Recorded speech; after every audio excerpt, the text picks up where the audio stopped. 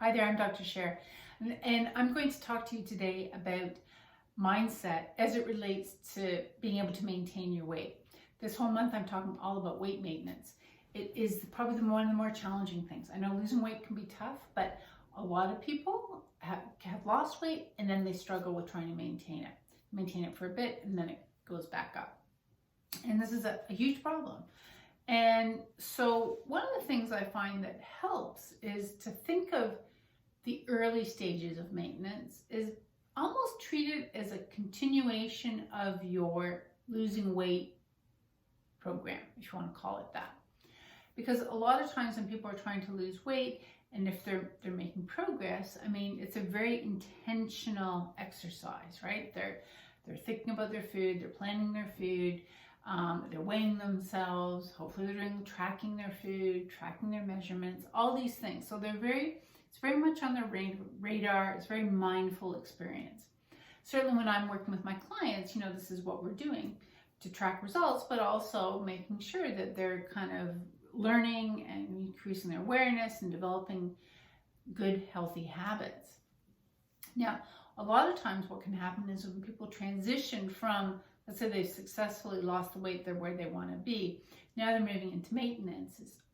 All of these things, all these strategies, all these things they've done to help them lose weight, they just stop it all. They just let go, and they, maybe initially they're kind of trying to eat well, but I mean that they're changing, they're not establishing good routines. They let go of the planning and the prepping around their food.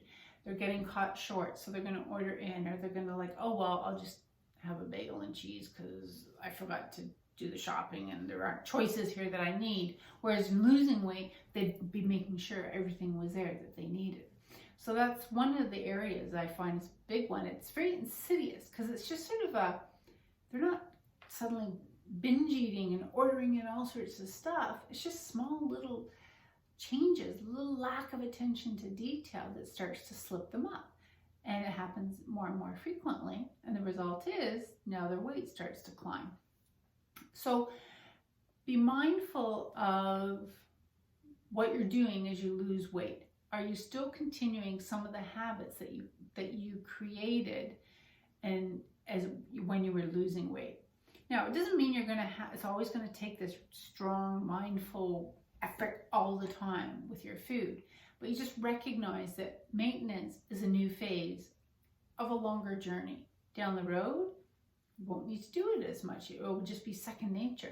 But as you transition, particularly if you've had a history of yo-yoing, you need to be very mindful of this time period. And the typical things I see again, as I mentioned before, they're not planning, they're not thinking about their food, not planning, not on top of the grocery shopping, thinking about the meals and whatnot, particularly if their routines are changing, have they taken that into consideration? If they're going to, let's say when COVID ends and you're back at work, let's say you've lost weight, and you're going to be going back to the office in, well, probably won't be too soon, but let's say it was in 2 months' time, for example, that's a change to the routine. So that means, okay, now I got to kind of mindfully just think about this, and what am I going to bring, and do I have the food in the house? Do you bring your lunch? Are you eating out? Well, do you know what you can eat out, like what's nearby that's going to support healthy eating?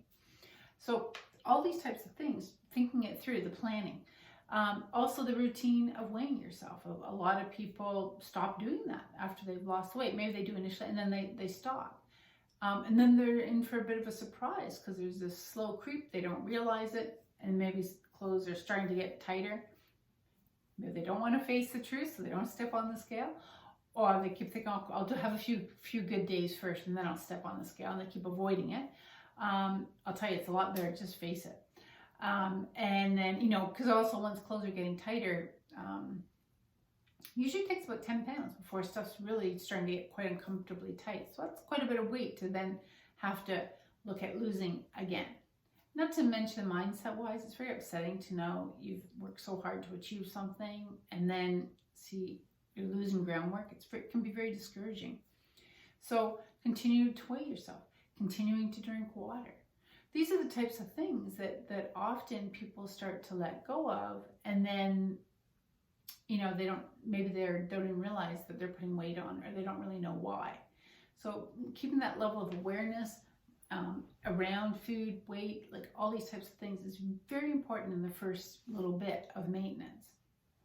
The other part of it is always checking in with yourself to keep yourself honest, really, to recognize when some of the old patterns, the old routines are creeping back in. Again, with maintenance, ideally, you don't want to have to be quite as rigid as maybe when you are when you're losing weight. Call it the 80-20 rule. That's what I always go by. 80% of the time, you're eating well, you know what you need to eat. It's healthy, it helps you maintain your weight, and there's some wiggle room, right? You can have a little few things here and there, and you'll be fine. You'll be able to maintain. But it's when it starts to get 30, 70, 60, 40, that's when it can be a bit of an issue. And the weight will start to come on. So it's looking at recognizing when there's old patterns and old routines. If you start to revisit those, let's say, for example, you know, this one comes up with a lot of women. I know that have their cheese and crackers. Maybe they're nibbling on cheese and crackers while they're making dinner. Hey, doing that once a week, whatever, something like that probably wouldn't be a big issue. If they start that and it's an old pattern, and now it's becoming a couple of nights a week, 3 nights a week, 4 nights a week, like this type of thing, next thing you know, the weight's increasing and they're back into that old mindset. So being very aware, the old patterns, the old habits, they can come back. They kind of never fully go away. So doesn't mean you can never do those things again. You just always need to be checking in and aware when possibly it's starting to get out of control and rein it back in. Likewise with cravings. Cravings are very tricky because it's a very powerful part of the brain that can take over. So if you have certain cravings, is to be conscious of when you're kind of revisiting it, and it's becoming a craving as opposed to a once in a while thing. Like, I don't know, maybe it's chocolate, used to be your thing, chocolate in the afternoon, or wanting something sweet in the afternoon, you want that sugar. Well, if you do it once, okay, but if you start to find that it's coming back over and over, it becomes a real strong craving, and even then it starts to cross your mind and you just can't stop yourself because of that addictive nature, right? Sugar is addictive and it's got this addictive quality. And the distinction is knowing when you are the one in control, making a conscious choice to have an indulgence versus something else is driving you, and you know you really shouldn't, you know you're overdoing it, you can see what's happening, but you can't stop yourself. Part of losing weight, and when I work with my clients, is really making sure that we address these things as they come up. Even if they don't give in to that craving, but it crosses their mind, I will often be like, okay, so what was going on? Was it time of day? Was it habit? Were you stressed? Were you tired? Was it an emotional state? Like, how was that food? How was that sugar? How was that chocolate? How was that helping you? Like, what was going on that made you want to have that little moment of, I'll call it relief, let's say. And so the more you kind of are focused on that as you lose weight, then you'll be much more mentally prepared as part of maintenance, and you'll be able to catch it, see what's happening, and turn it around before it spins out of control. So these are just a few tidbits to help you with the whole mindset part of it as it comes to maintenance. Basically, you're not out of the woods yet. You worked hard, but you need to treat the earlier stage of maintenance, maintain a lot of the things that you've done for the most part. As you loosen the reins, just keep checking in with yourself so you're being honest, right? Because then it's easy. Then you can catch things and turn it around easily, as opposed to as things sort of continue on, and then you're left feeling quite discouraged, right? Because you can see the scale going up, and you know, feeling just frustrated and defeated. Which is, you know, very upsetting. And I know most people don't want to keep going on this kind of treadmill, this, you know, yo-yoing treadmill. We really want to be able to put it back behind you permanently. And so to do that means carrying this mindset into the maintenance part of it. So if you do that, then you'll be set up. You'll be in a much better position to kind of really get a good handle on all those habits, all the mindset issues, all those things as you're maintaining. And then you'll find then you can kind of really relax about it all. Okay, so hopefully that helps you out.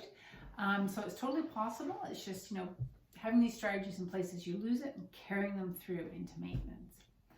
Okay, so listen, have a great week, and I'll be back next week. I'll be talking again about other aspects relating to being able to maintain your weight once you lose it. Okay, take care.